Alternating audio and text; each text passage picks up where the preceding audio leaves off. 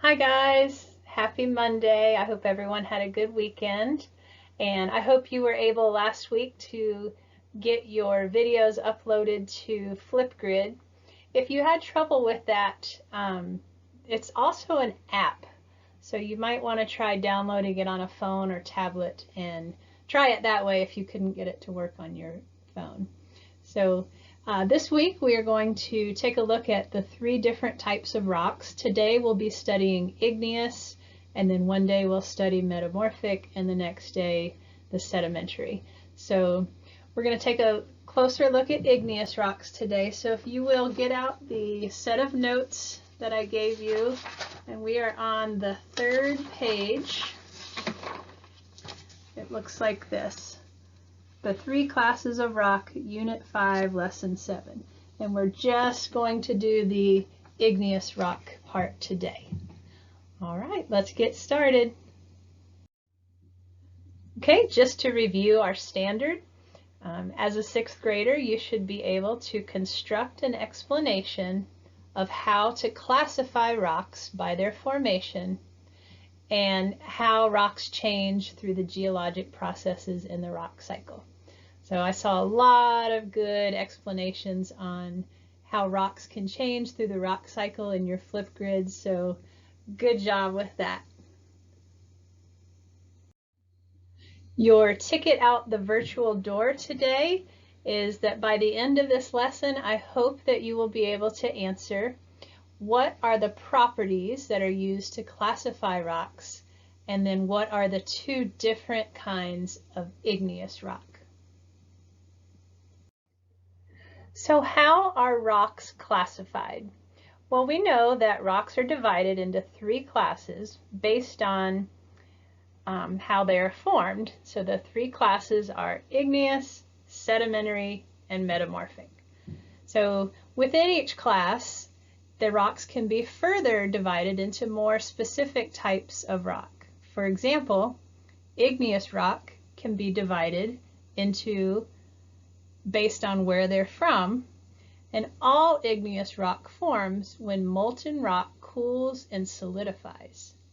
However, some igneous rocks form on Earth's surface and others form within Earth's crust.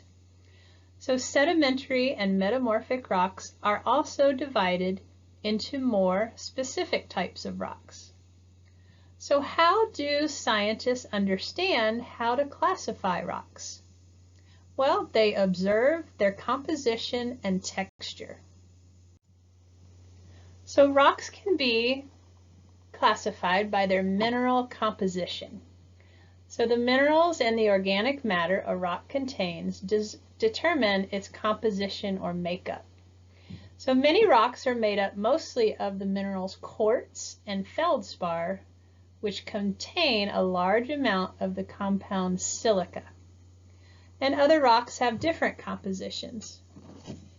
They also can classify rocks by their texture. So the shape, size, and position of the grains that make up a rock determine its texture. A coarse grain rock has large grains that are easy to see with our eyes. Fine-grained rock has small grains that can only be seen using a hand lens or microscope. So the texture of a rock may give us clues as to how and where it formed. Igneous rock can be fine-grained or coarse-grained, depending on the time it takes for the magma to cool. So the texture of metamorphic rock depends on the rock's original composition and the temperature and pressure at which the rocks formed. All right, so for igneous rocks, you've heard me mention in my other videos that there are 2 different types of igneous rock. We have intrusive and extrusive. So we're going to talk about intrusive first. So when magma does not reach Earth's surface, it cools in these large chambers or cracks. And when magma pushes in or intrudes, that's how we get the name intrusive. So when the magma intrudes into these little cracks, it forms what's called the intrusive igneous rocks. So magma that is well insulated, and so it cools very slowly. So the minerals that are in there form these very large visible crystals. So therefore the intrusive igneous rocks generally have a coarse-grained texture. So some examples of intrusive igneous rock are granite and diorite. And if you look in this picture here with the granite, you can definitely see all the different mineral crystals.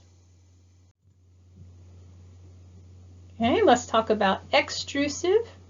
So igneous rock that forms when the lava erupts or extrudes onto Earth's surface, we call that extrusive igneous rock. This is very common around the sides and bases of volcanoes. So when lava reaches Earth's surface, it cools very quickly. So there's very little time for crystal formation. So usually extrusive rocks are made up of very, very small crystals, and they have a very fine-grained texture. And in our last video, if you remember the rock called obsidian, the one that looks like nature's glass, it was black and very shiny. That's an extrusive igneous rock. Another one is this one. This is basalt. And if you notice in that one, you don't see any crystal structures there. It's very fine-grained, a fine-grained rock. Igneous rocks can also be divided into mafic and felsic, and that's determined by how much silicone the rock contains. So in a felsic rock, we have, here's a picture of felsic. It's very light colored. It contains aluminum, potassium, sodium, and those are very high in silicone. And the mafic rocks, they contain calcium, iron, magnesium, and they're very low in silicon. So I hope that today you are able to answer these questions. The questions are, what properties are used to classify rocks, and what are the two kinds of igneous rock? So hope you can answer those.